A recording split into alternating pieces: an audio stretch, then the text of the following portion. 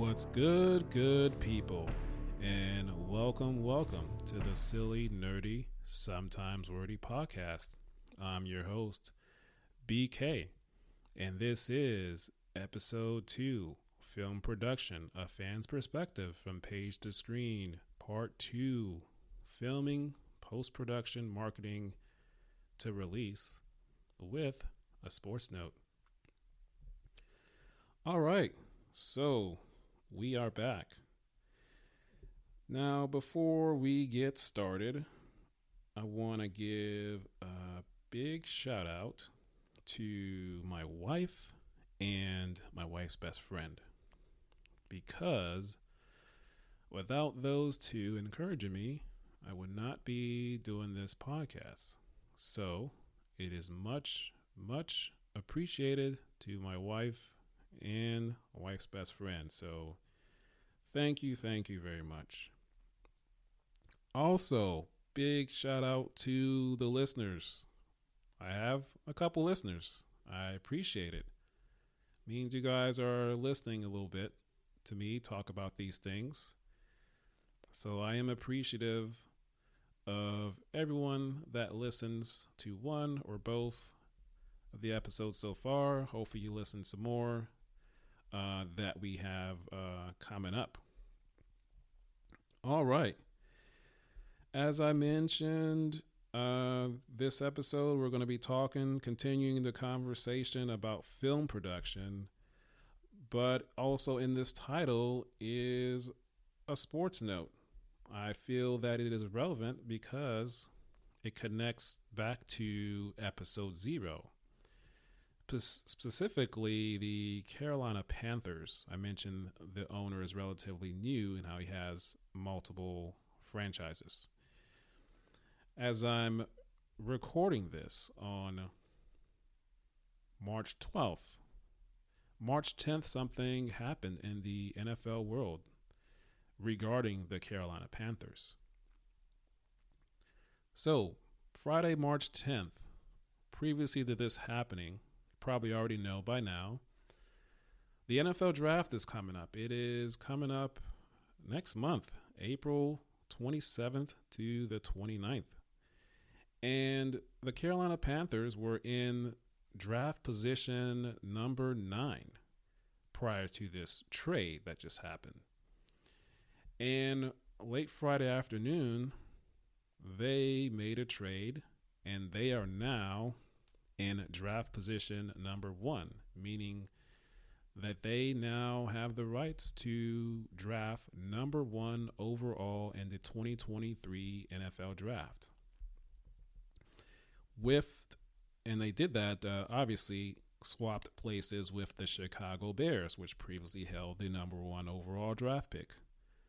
And they seem to be settled on Justin Fields, good young quarterback they drafted last year, I believe. Could be 2 years ago. But so let's talk about the compensation that the Chicago Bears are receiving and what the Carolina Panthers gave up to get this number 1 overall draft pick. All right, so the Carolina Panthers, what are they giving to the Chicago Bears? They are swapping picks first with the Chicago Bears. The Bears go from number 1 overall to number 9 overall. Also, the Panthers gave up a second-round pick in this 2023 draft, which is 61 overall.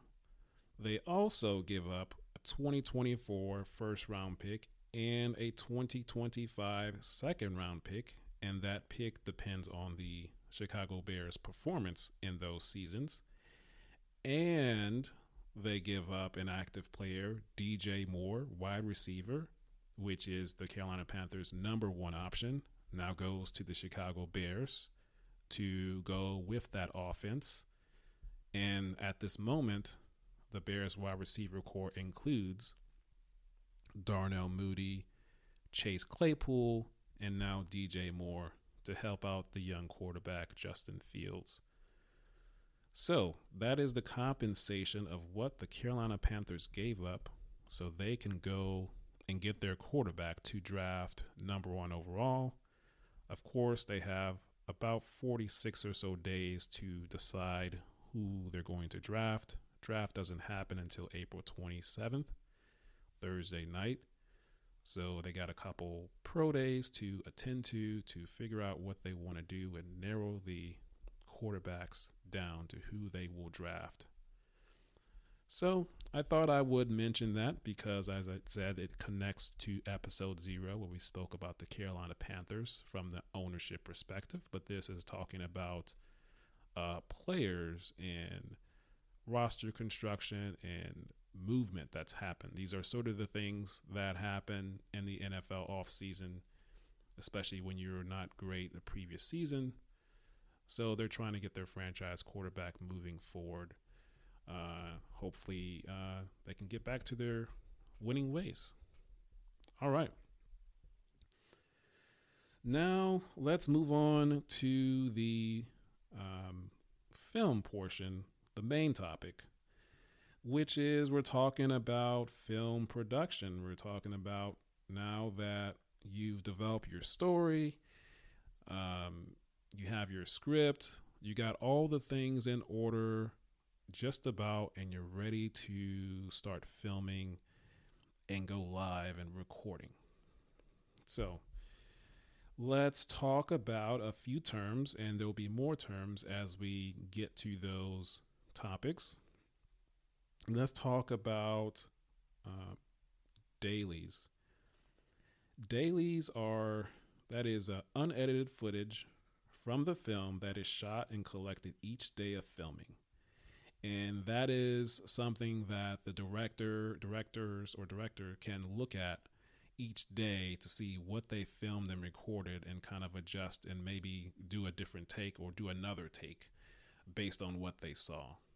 So looking at it on a daily basis.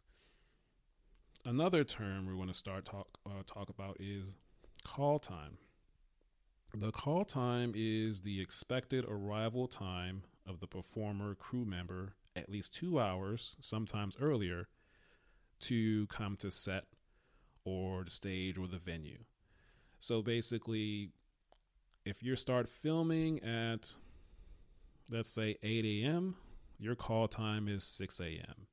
And sometimes it can be earlier, depending on the film, the story. Maybe you have to put on prosthetics, something on your feet, something on your head. Maybe you're playing like an alien in Star Wars, and those things can take hours to put on before you get the set and get in front of the camera. So it very much varies on when the actor and crew gets to set, depending on their role, their job, their character. So those are a few terms. So we're on set, we're in our location or wherever we are, we're ready for the cameras to start rolling and filming and recording. So everybody is coming according to their call time. So some of the things that are happening as you are filming, you've planned everything out, and you also want to stick to your schedule as best as possible. Of course, things always happen. So some of the things that happen, I'm not going to go into everything, but I'll just mention some things and go more specific about certain things that we'll talk about. Setting up shots, scenes. So that's important. So when you're setting up shots, the directors, and then the crew, they're putting things in place before the cameras can go live in terms of getting the actors in positions where they want it to be, making sure that the hair and makeup people are probably doing maybe sometimes last minute touch-ups, as well as getting the lighting the way they want it to in the area that they're filming. So you want to make sure that looks good. They're getting the right color palette, and then setting up different equipment. Also, you're directing somebody is telling depending on the film, the extras in the background, telling them what to do, while at the same time the director and second unit directors, and they are directing the actor or actors and actresses what they want them to do and how this scene is going to go, per the script, and they're directing the people in the background, whether like, hey, just kind of walk normal or act like you're, talking in a deep conversation or you're arguing, whatever it is, you're getting those people ready in the background, the extras, as well as the main actors and supporting cast. You're also setting up things if you're doing a action set piece, or whether it's a car chase or motorcycle chase, or some foot chase, you're setting up how this is going to be almost like a dance or choreograph, getting all the equipment ready, making sure things are set in place. Also, depending on the type of scene that you're filming, you may have to tell people to leave set. It's almost like you have emergencies. You say only essential personnel needs to be here, because sometimes, depending on if there's some type of stunts or explosion, if they don't need to be there, then they need to be removed for a period of time so that they can get this set up and keep everybody safe on set. If your film requires it, of course, not all of them do. So you're setting that up, the experts and everyone, and the people that are the technical advisors, they're getting all of those things ready to film the scene and get recorded. And then obviously you're telling people to be quiet on set. And of course, the director yells action, and the cameras are rolling. The actors are doing their lines, they're doing their movements. And so you go through that and you do all of that, and you record, you finish the scene, you say cut, and then depending on when you're going to look at those dailies, you go and look at it again. Another thing I wanted to mention is catering, because, director, actors, crew, everybody that's on set, they got to eat. So I'm sure there's some type of area set up, or there's a cafeteria where people can go and have breakfast, lunch, dinner, snacks. So whenever they have a chance to go over there and eat some food. So I'm sure through the production company, they set up a place where they can provide food in terms of having the cooks and having that prepared, where you eat it in the area or the cafeteria area, or you kind of bring something and eat it while you're walking to your next scene. So I thought I mentioned food because, catering, everybody's got to eat.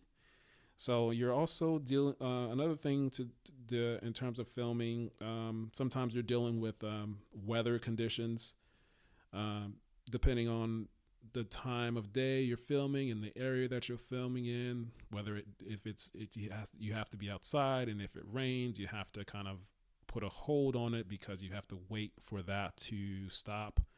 Or sometimes maybe your scene requires rain and you can film during the rain, or you can kind of generate rain with having the machine overhead that kind of a bucket of water, and you kind of do that in a controlled environment. So, or dealing with snow or really cold temperatures, emergencies, whatever it is. So there's also elements of that you deal with, and I'm pretty sure that is built into the schedule as well. So those are some of the things. And like I said, you just go about filming your scenes. The second unit directors are filming in a different location, whether on a sound stage, in front of a green screen, or use on the volume. And that's something more so, at least my understanding, Star Wars projects use that a lot, as well as some of the Marvel. I haven't heard too many about other studios using. I'm sure they do, but that's almost like a green screen kind of upgraded, much better. But that's not something I'll get into. But if you watch any of the behind the scenes Star Wars stuff, recently with Andor or Obi-Wan Kenobi and Mandalorian, you'll know what I'm talking about if you go back and check that out. So those are some of the things that you're doing. And of course, if you have any type of sound or in the background that you're playing, definitely want to get that. So you just kind of film everything. You go through that for however long that takes, whether it's a couple months, a year, a few years. You record, you get everything, and then you get to a point where you are finished filming. And so there's this phrase called you wrap. I'm not talking about food, but when you finish filming all the scenes for a particular actor or actress, if you ever seen, like I said, any behind the scenes stuff or just some video that say, okay, that's a wrap on, let's say, insert an actor's name. Uh, that's a wrap on Helen Mirren or Will Smith. When they say that's a wrap on this character, this actor, the name, that means that the scenes for that actor, their job, they are done for that film or that TV show. That means that they have filmed all of their scenes. They have fulfilled their obligation on their contract, and sometimes there's a little speech involved and they're thankful and they're happy to work on this project, and sometimes it can get emotional, especially if it's a franchise, like you film multiple movies and this is like the last time that you filmed it, which in most cases is the last time you're going to see this filming crew unless you see them on another project. So sometimes it can get emotional. I've seen a lot of them. And I keep saying that I've watched a lot of behind the scenes features and it gets emotional. Like, for instance, the last day on the final Harry Potter film, everybody got emotional because they've seen those folks for over, there were 8 movies. So they've seen them for over 10 plus years. And those kids kind of grew up on set. So long films and franchises, they'll get emotional. So they'll say, yeah, that's a wrap on this actor. That's a wrap on, whoever it is, and they'll kind of go down the line, and eventually you get to the point where that's a wrap on this film. We're finished, thank you for all your hard work. And then you move into post production in terms of getting everything together. You're starting to bring the film together in terms of editing, in terms of the sound and the picture and the music. So now we're in the post-production phase. You got your editor now and your sound mixing. And let's talk about a few terms here before I go further. Let's talk about audio mixing.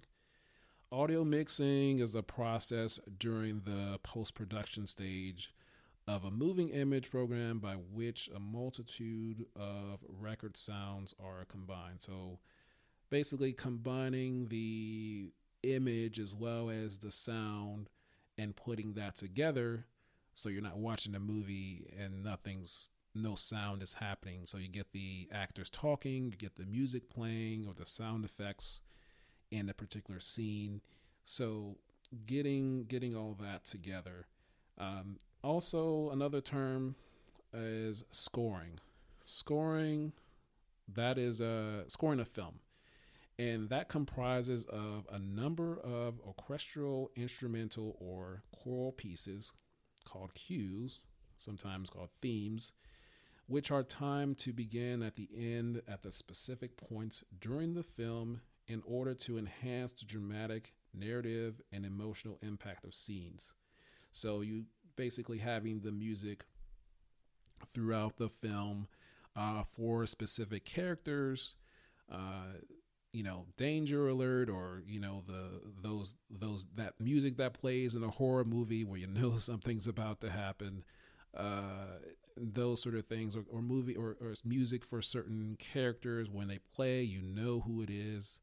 For instance, everyone knows the Darth Vader theme, the Luke theme. If you're in Star Wars, just to name a few, or just themes of different films, like if it's Jurassic Park or Jaws or whatever it is. So having someone, a composer that composes this, is an essential part of the filmmaking process.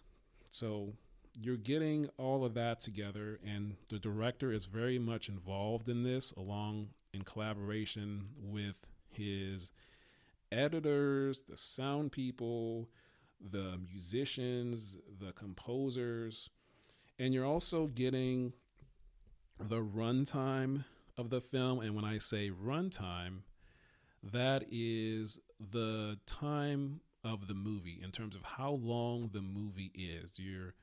Let's say the time of the movie, you want it to be 2 hours and 15 minutes. But what you have filmed and recorded, you have 3.5 hours. So you have to cut that down. And that's where like I said, all of those people are involved getting the film down and kind of removing certain things and saying, oh, I wish I could keep this, but is it really important? Kind of removing those things out so that you can get your film down to that runtime that you want it to have. And sometimes it's more. Maybe you have like a 3-hour film. For instance, Marvel's Avengers Endgame. That runtime was about 3:05 or 3:02. So perhaps they had a 4 hour and 10-minute version that they had to get it down to that 3-hour 3:02 mark. It was around that range. So you have to get it down to that. So unfortunately, they have this thing where you've heard the cutting room floor where you have to remove things. And those are the scenes that most of the time you see on the Blu-ray disc in terms of deleted scenes because they couldn't keep it in the film. Or maybe that goes into the director's cut. But getting the runtime down is very important in regards to moving towards getting your film to release, as well as also making sure that your story flows from start to finish, making sure that things are not placed in the wrong place and making sure it feels right. It goes with the tone of your film in terms of what you're trying to do. So, okay. So one of the things I want to focus on is scoring a film. And we are talking about the film making process. So I thought I would talk about a couple of composers. And I'm going to talk about some films because this is, again, about film production. So composers are also an essential part of this. So the composers are the ones doing the score of the film. So I'm going to talk about a couple composers here. And I am almost certain that a good portion of this audience has seen these movies at least once, possibly multiple times. And you've heard the music in these movies. And so these people have created the great music that goes along with these films. All right. So first up, we're going to talk about, a lot of people call him the GOAT, the great John Williams. He has scored a lot of great movies and is still doing it today. Although I thought he was retired, but who knows? But so he scored a lot of great movies, a lot of films.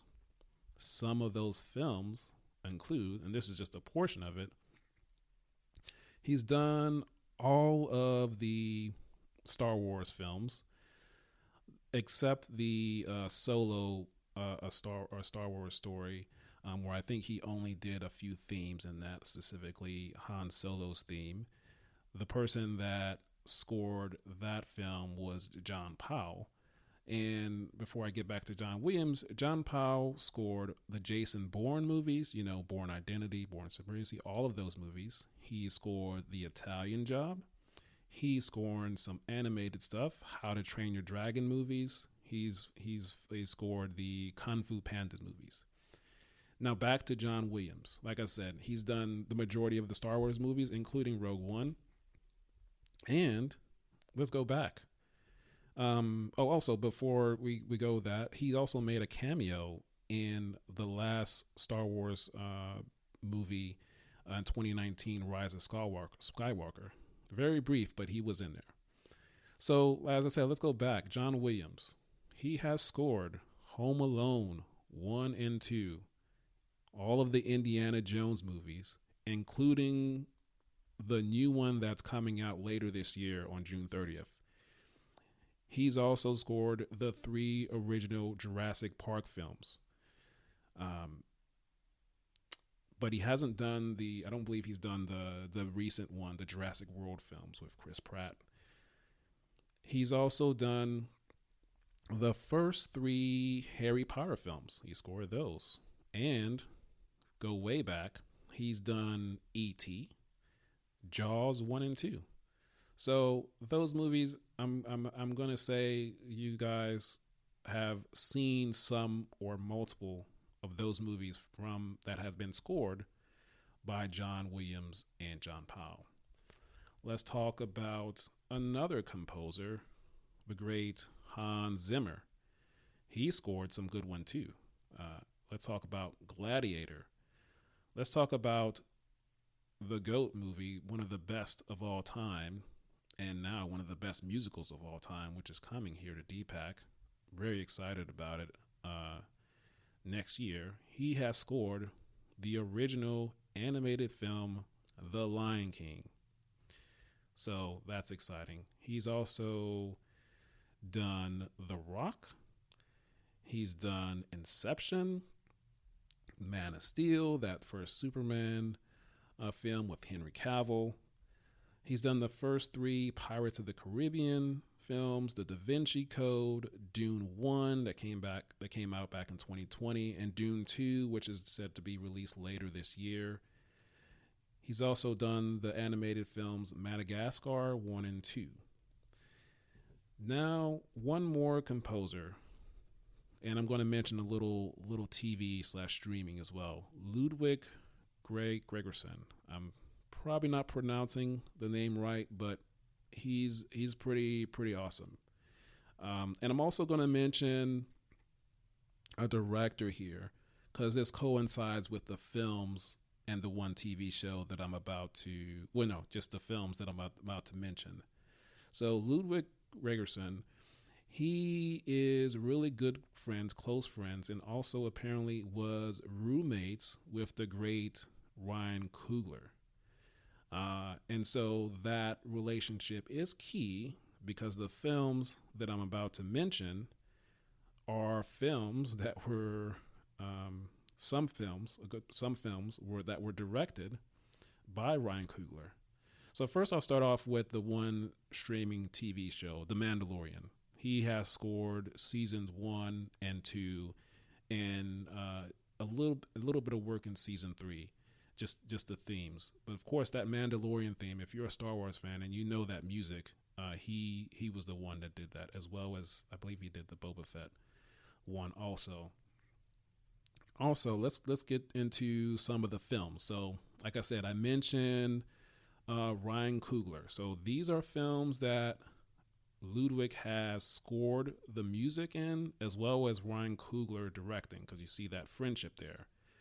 So Fruitvale Station, Ludwig did that. Creed 1 and 2, not the recent new one that's out. Black Panther, the first one, the 2018, as well as the recent one, Black Panther Wakanda Forever. Ludwig has scored that. It's a great documentary on Disney Plus and how he went to Africa and also to record these sounds and bring and have some of the artists from over there in the movie, as well as the music that's part of the Telecon history as well. So you should definitely check that out. He's also scored Tenet, Central Intelligence, We're the Millers, the first Venom movie, and let's see what else. Space Jam 2, which is the second Space Jam film. I think it's called something Legacy, and also Judas and the Black Klansman. So he's scored all those films and more, as well as, like I said, The Mandalorian. So I'm pretty sure you guys have seen a good portion of those movies. Maybe a lot of you have seen The Mandalorian at least. So those are composers, and you see that the music is very much important, as is the audio and the story to go along with that. And we're going to mention a couple more films later on. So now let's talk about the marketing and going to the release of the film. And when you get to this point, your film is pretty much done. You can still make some changes. So at this point, you're ready to almost ready to get your film out to the world, but you're going to do some test screenings with test audiences and getting your film to those people so you can get some reaction, get some feedback, so you can see what people are thinking. Or is it getting a good buzz? Maybe you'll release it out early. And so getting that reaction, and then depending on the feedback that you get, then you can go back and make some adjustments to it. And so those are things that happen, and sometimes those test screenings kind of get out, and people in the film industries will say, hey, this film is getting a lot of buzz. They're really excited about it. And so that kind of gets the buzz going, the hype going about that particular film. Also, things that, in terms of the marketing, is getting your film to conventions, and as well as obviously the trailers and the teaser trailers, but getting your film to the conventions, as well as getting your actors and directors to these conventions, where you would take it to these conventions and possibly show a trailer, a clip to the people that are there. And sometimes the trailer or the clip is exclusive to the audience that is there, meaning that it will not be released to the public.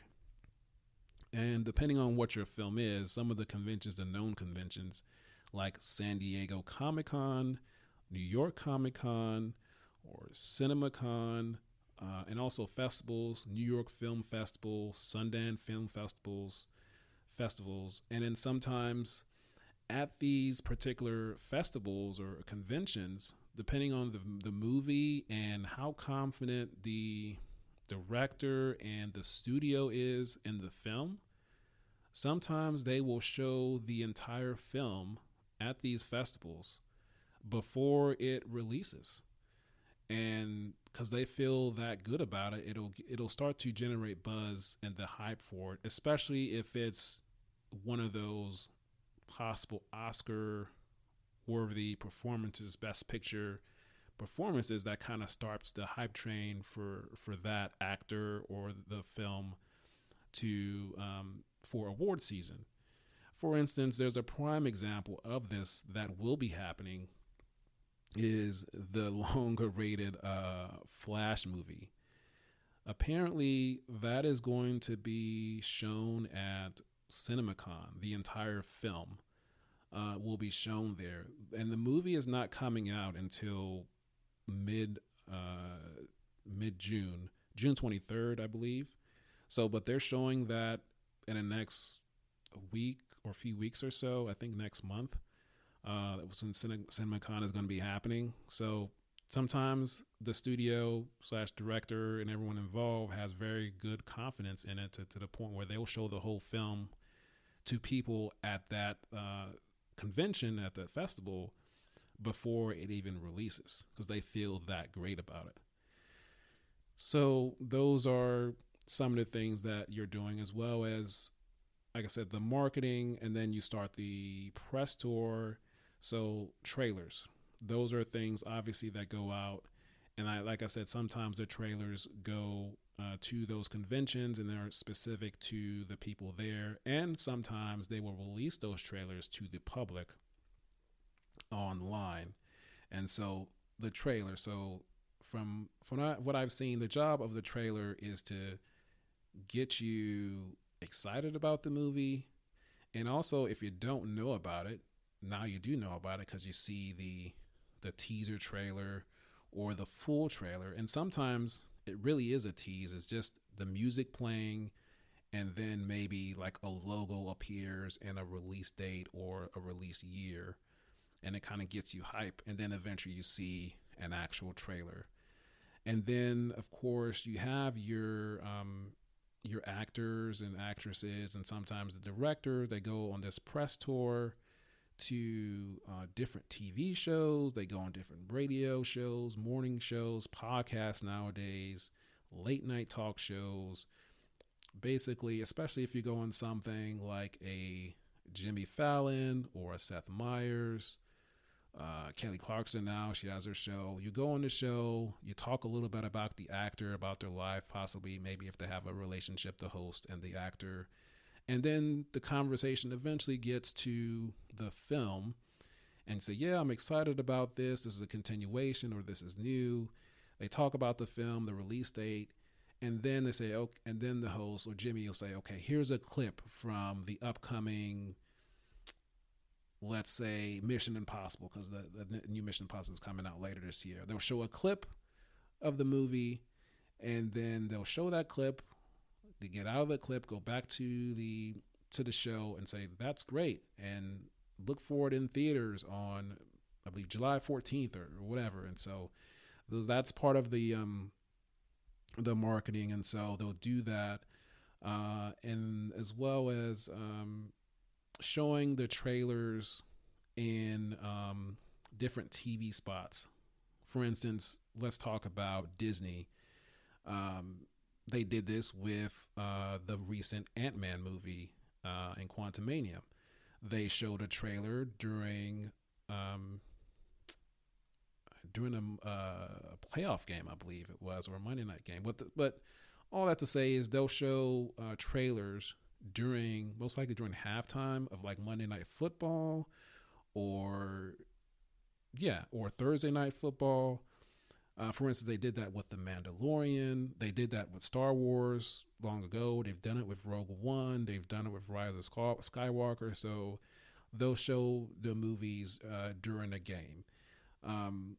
Amazon did it as well. So, and then depending on your release of your film, if you really want to get it in front of a lot of eyes, there's this thing called, the Super Bowl, where a lot of people are not only excited for the game, but myself, I'm excited to see the game, but I'm also excited to see the commercials, specifically the movie trailers or teaser trailers. So they'll if they want to, and if they have the budget for it, they'll spend the money, because those spots cost millions and millions of dollars. It goes up every year.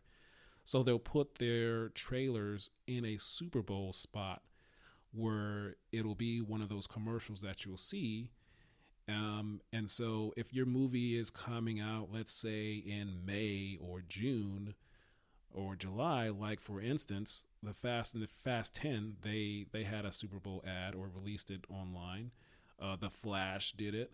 So certain movies will put their trailers in the Super Bowl if they have the money to spend on it, so they can get all those eyes in front of it, and so it'll be in people's minds. So that's part of the marketing machine, along with getting people out talking about it. You got your billboards.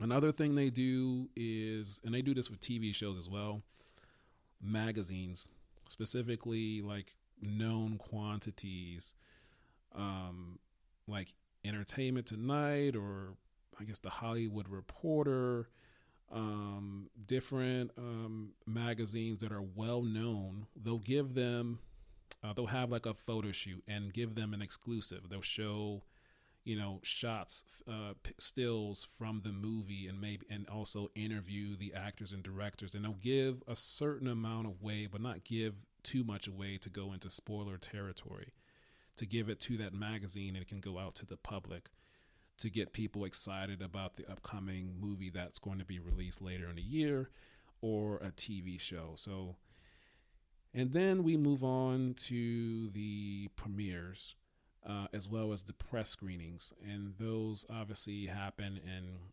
LA, Los Angeles, New York, London, or wherever it's going to be. And so you get to that point, the film is done. It's complete, most 99% of it. And so that is for all the actors to come out, the and other actors, just all of Hollywood to come out and see the film, as well as the press.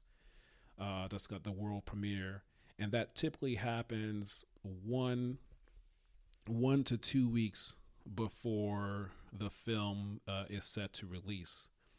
And when it comes to the press, specifically them, let's before I go further, let's talk about another term, an embargo. And that is when, in return for seeing a movie early, or sometimes a TV show early, the press and others, they can't review it until an agreed date and time per a document that's signed. So, for instance, let's say what's coming out? Shazam! Fury of the Gods. It's coming out this upcoming week. So let's say they would have the premiere, and the people at the press, they will see the movie early, but they can't review it or say much of anything about it until an agreed upon time. Now, sometimes that embargo is lifted well in advance, a week before the film comes out, depending on the confidence level. And then sometimes it'll be released a day before or the day of the film, where they can talk about it and they can say whether it was good, it was bad, and why they think that way. Nowadays, at least these past couple of years, they have, because we have social media and everything. You have social media reactions as well as out of the theater reactions. That's become kind of recent. And basically, you can talk about the film, but there's a fine line. You can talk about the film without going too much into it. You can kind of give your kind of general feeling about it, but you can't really give too much detail. And it's very short and concise and specific. So you can talk about it without talking about it, if that makes any sense. And then obviously, once the embargo is lifted, then you can kind of go in and give your review about it, whether you hated it or you loved it, and give your reasons for it. So that's something that happens, and sometimes that can help or hurt your film, especially if you're getting good reactions and positive reactions or whatnot, depending on if you're going to get to that $1 billion mark or a couple hundred million. So those are some of the things that happen in terms of getting it to release before it gets to it.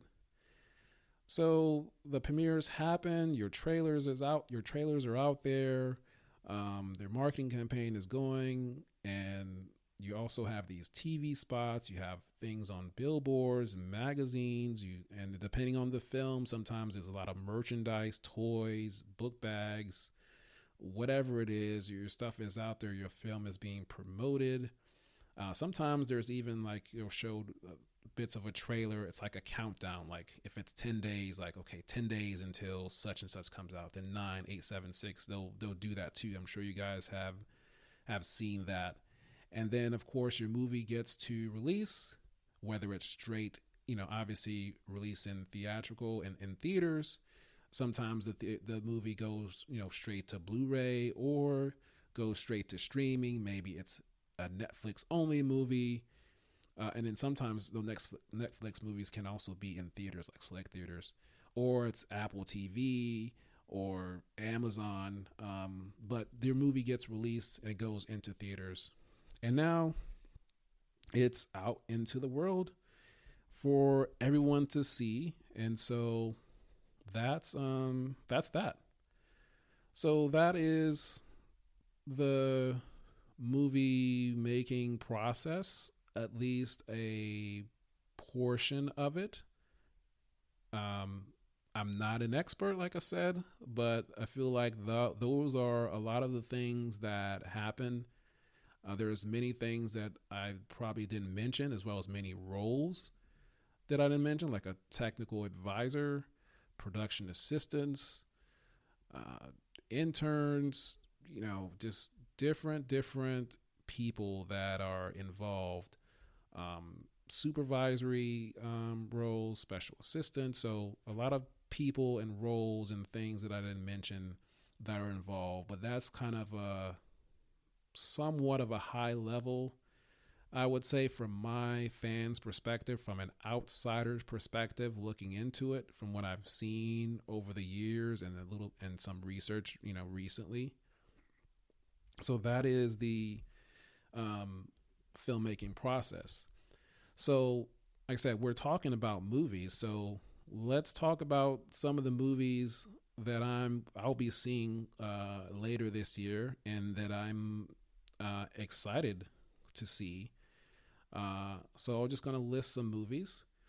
So we're in March.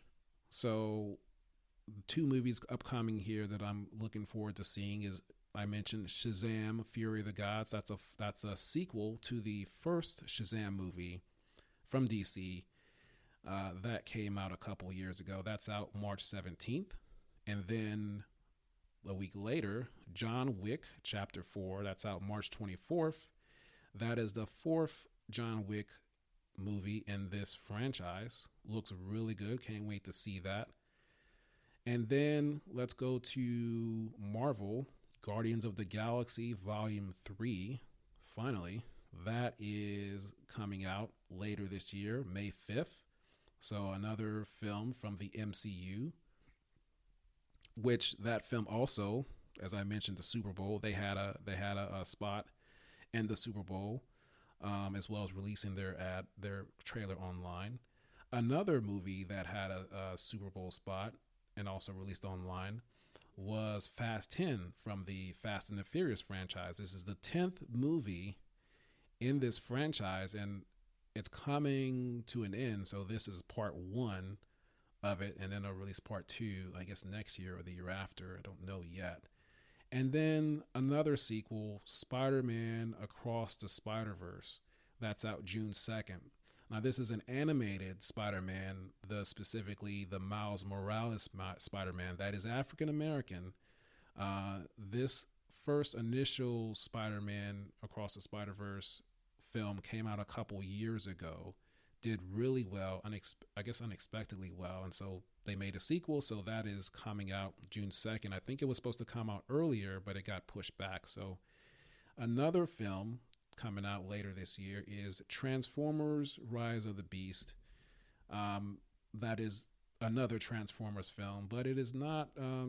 It's not directed by Michael Bay. I know there's a lot of angst out there with how people feel about these Transformers movies, but I'm still going to go see it. So that's out June 9th. The Flash, I mentioned that earlier. They also had a Super Bowl spot. That's coming out June 23rd. This movie, first of all, has been delayed so many times and also has gone through apparently a lot of directors. Next, let's talk about Mission Impossible: Dead Reckoning Part 1. This is, I believe, the seventh Mission Impossible movie. It comes out July 14th, I believe. And this series also is coming to an end. So this is a part one, and then they'll do a part two either next year or the year after. Of course, the very first Mission Impossible came out way back in, I don't know, 1996 or so. Long time ago. But this is the seventh Mission Impossible movie, and they've all been pretty great, I think. So I'm excited about that. Tom Cruise doing his own stunts. Only Tom Cruise can do. And then Dune Part 2. That was one of the films I mentioned about the scoring that Hans Zimmer has done. So the first one came back out in November 2020. So part two will be coming out later this year. And when it came out in 2020, it went straight to HBO Max because of the pandemic and everything. So I'm very, very excited to see this because we'll get to see this in the theater. Unlike the first one, we were not able to do so. So that'll be out later this year in November 3rd. And then The Marvels. That's out November 10th. The Marvels is a follow up to Captain Marvel, another MCU, Marvel Cinematic Universe film. Initially, that was slated to come out this earlier this year, I believe in July, but it's been pushed back to November. So it'll have Captain Marvel, uh, Miss Marvel, and Monica Rambeau's child in it. So that'll be good. Very excited about the MCU, despite what's how some films have done recently. And one last film I'll talk about is Hunger Games: The Ballad of Songbird and Snakes. So apparently, there is a Hunger Games prequel movie coming out later this year. Um, I did not put the date down for that, but that's coming out later this year.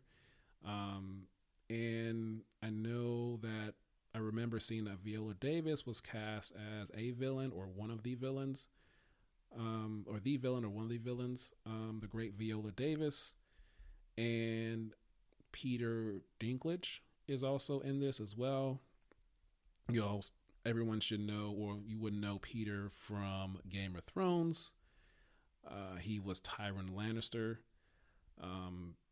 Sometimes I guess the character is referred to as the Imp, as well as he was in Infinity War, particularly around when Thor was going to get Stormbreaker, his new weapon made on that planet. So he's done that and done many other things as well. But so yeah, the great Viola Davis and great Peter Dinklage are is in that movie, Hunger Games: The Ballad of Songbird and Snakes. Hunger Games prequel movie coming out later this year, like November or December or so. So those are movies that I'm looking forward to seeing. There's some other ones as well that I didn't mention, but excited to see that. Okay, so now we are coming to the end here, and we're going to talk about a takeaway. What is my takeaway? So the takeaway here, before I get to that, there's a kind of a little tie-in story that relates to that, and that is another film I'm going to mention is the 2017 film Wonder Woman, the first one, which is really great. I've watched it multiple times, but in watching the behind the scenes feature, there's one portion of that where one day there was a group, I forget who it was, they brought a bunch of little girls to the Wonder Woman set, to kind of see what's happening. Of course, this film has a lot of strong females in it, from the mascara, the Island of All Women, and of course Wonder Woman herself. A lot of great men in it too. But they brought these little girls to set, and they also brought all of the department the head of the departments of the different departments within the film, hair, makeup, stunts, whatever it may be. And they just to show these girls, and it kind of took them with them to show them, hey, this is what I do. And so, yeah, you can do this too. And so it was a way kind of to like inspire these girls to like, hey, you can work in this. You can do this too. You can strive to be in this industry and do these type of jobs. Like, it's possible because you're seeing these grown women do it. So I segue into my takeaway, which is I mentioned on the previous episode, as I said, as when you see all those names scrolling down, they're just as important to have the film made, well, at the same time, you can say when you see those names scrolling down and the jobs that are next to them, those are jobs as well.